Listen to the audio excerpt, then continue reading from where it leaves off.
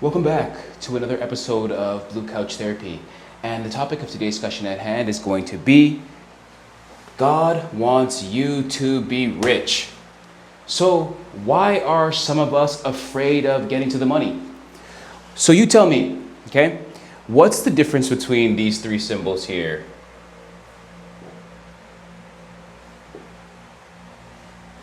We've got a dollar sign, we've got a plus, and we've got a minus. So, funnily enough, money controls our lives. Money controls all of our lives. If you're watching this video right now, while I'm recording it, it's about 7 a.m. We're either getting ready to go to work, we're either coming from work, we're either preparing for something related to work or related to getting money in some kind of shape or fashion. So the reason why I bring these three examples here is because these signs are really what's controlling our lives in regards to money. And I don't know anybody that works harder for money than anybody that says they don't care about money. So, for example, we could take our number 1,000. Now, in our first example, it's $1,000. In our second example, it's still $1,000. And in our third example, it's now negative $1,000. So this figure never changed, right? This figure here, smudgy. This figure never changed. The $1,000 or the 1,000 never changed. It was merely just the expression that was put in front of it that determined the emotional reaction within us. Because if you saw the positive 1,000, you got happy. Then when you saw the negative 1,000, you definitely got sad. So I think that money and the symbols that are surrounding money really do have an important impact on our lives, and we have to take that into consideration as we navigate through this world. So wealth. What is wealth? What is money? From the way that I've understood it, wealth and money is merely the numeric expression of energy exchanged and transmuted. In modern money mechanics, they refer to something similar in the sense where money is merely just the exchange of goods and services, and the dollar figure is just the amount attributed to that. So it's not for us to be afraid of large numbers, it's not for us to be afraid of small numbers or anything like that, because it's all just an expression of self. It's all just an expression of energy and transmuting that energy. Okay? So God wants you to be rich. God wants you to be rich. What does that mean? What does all that mean? If you look around us, guys, we are God's children, okay? And if you look around at anything around us, we will see that nature, that life, that everything produces abundantly after its own kind. So, to me, how can it be that we are God's highest creation, but yet still we're struggling the most? That correlation really got me started and really got me thinking like, okay, what are we missing here? Because there's something that's missing that's causing us people that believe really to not experience the abundance and the pleasures of the Lord. Because if you look at every plant, every tree, every plant and every tree, it produces enough fruit, it produces enough leaves, it produces enough seeds in order to create 1,000 infinite replicas of its own kind based off of one. There's a Latin saying, I think it's a pluribus unum, something along those lines, that just says out of one comes many. So we can understand that out of one seed comes many trees. Out of $1 comes many dollars, right? It's all the same. And we have to make sure that we're understanding money from a spiritual perspective and understanding money from a perspective that's not simply just work to earn to live. There's more to it than that, okay? So God wants you to be rich. God wants us all to be rich, and there's nothing wrong with that. There's nothing wrong with wanting to share in the prosperity of the world around you. There's nothing wrong with wanting to experience the delights and the joys that God has placed for us, his children on this planet, okay? So why do people fear wealth? I think there's a lot of reasons behind it. A lot of my programming you will see is I think that we were all conditioned. We were all conditioned to act in a certain way. We were all conditioned to believe a certain thing. We were all conditioned to understand things from a certain perspective. So I think that's the reason why we are afraid of money.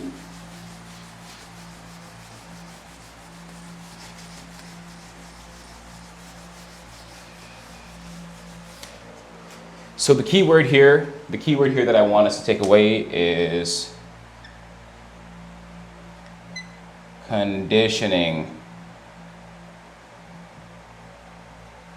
Okay? Conditioning is important because our conditioned state essentially is going to tell us what we're experiencing in our conscious mind, and then as a result, what we're going to experience in our subconscious mind. Everything stems from the subconscious mind, and the external universe is merely a reflection of what we experience internally. So, from a young age, oftentimes a lot of us have been conditioned to fear money. I know I was, because it was always this idea that there was never enough, that there was never going to be enough. If somebody had a lot of it, they were probably scamming, they were probably selling drugs, probably doing something illicit. And you can think of countless other examples with me. Share some down below, some of the limiting money beliefs that you've heard or that you've experienced throughout your life, so that we can discuss them and we can break these chains and these generational curses. Now, that being said, there's so many different phrases, there's so many different kinds of ways that people talk about money that make it elusive. So for example, somebody might sit here and say that like, oh, kill all the rich people, eat all the rich people. What did I do? I'm trying to help people. I'm trying to use my understanding of wealth and knowledge creation to help people that want to do the same thing. So if you're saying to yourself, kill the rich, eat the rich, by nature, your abundance is your birthright. So you're saying that about yourself because you're rich. Everybody reading this message or everybody listening to this message is rich. Don't let monetary external circumstances fool you into thinking otherwise. We are rich people. We have our mental faculties, we have our brains, we can think, we can reason, we can have emotions. The same way, like the same reason that your dog can't speak to you or that a horse can't talk to you, we have those mental faculties and we need to utilize them in order to make the most of this time we have here on God's green earth. Okay, so going back to conditioning. A lot of us were conditioned from a young age, from our parents who may have not have known better, from the jobs, our jobs, from politicians, from everything. Because everywhere around you, we always talk about it, that everywhere around you, you're conditioned to live in your 3D.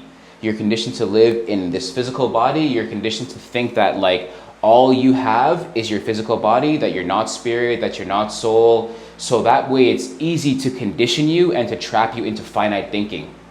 Because if you know, or if you should say that if you don't know your true power, if you don't know that you're chosen by God, if you don't know that you have a gift, if you don't know that you have a beautiful spirit inside of you that's waiting for you to shine, everybody has their own individual fingerprint. So we're all here to perform an individual task, something great for ourselves to make the world a better place. So if you forget that, if you don't know that, then you're liable to be conditioned. You're liable to think that only way to have money is to scam. The only way to get more money is to work more. Because let me tell you guys, I've worked a lot of jobs in my life. I've maybe probably had 30 to 50 jobs throughout my career, throughout my working career, you know. I meant to speak. I just took me a long time to realize that, but we'll get into that at another time. So it's really just that, like, you know, seeing all these different roles, and my conditioning led me to believe that if I wanted more money, the only way that I could do that was to work another job, was to trade my hours for money. And again, trading your hours for money, you're just trading your energy for money. So that way you can help a business, you can help establish other certain connections, and you can grow. I'm not saying there's anything wrong with that. It's just a matter of understanding that we are more than that.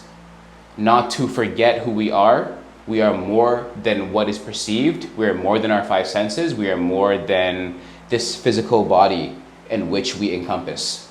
So don't let the conditioning of fear, lack, money, the fear of lack of money dictate or control your life. So take a moment with me right now and think. You can close your eyes if you wish to. You cannot. I'll choose to close my eyes this time. And think of the most money that you've ever had or ever made, ever had stashed in your bank account at one time. Comment down below if you choose to share the amount. And just think, is that all the money you're ever going to get in your life? I think not.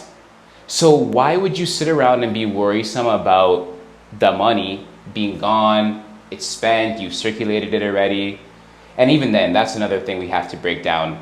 The language around the money too. We don't spend money because when something is spent, then it's exhausted and it goes away, it never comes back. We merely circulate it because it goes out and then it comes back in. Here's a money affirmation that you can try and you can let me know how it works for you. I've been saying it and it's been helpful in my life. Money comes to me now in avalanches of abundance from multiple different sources in multiple different ways.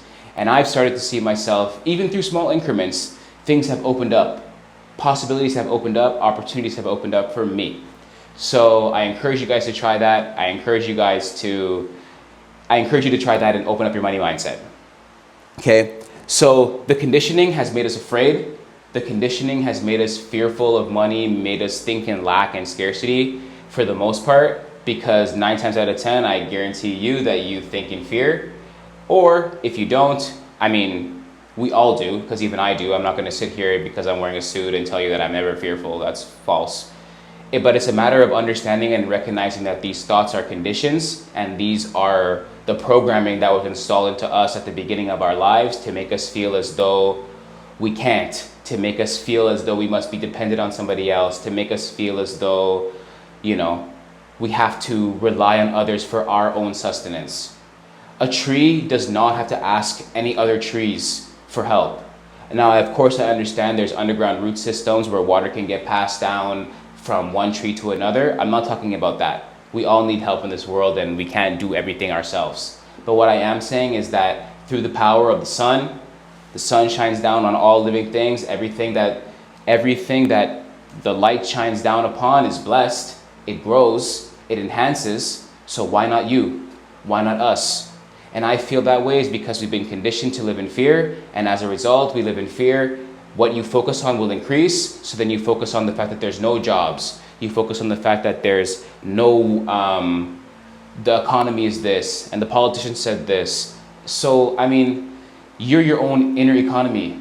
You have enough within you. You have enough brain power to create the life you wish, to use your fingers and make the world around you grow and change and to adapt.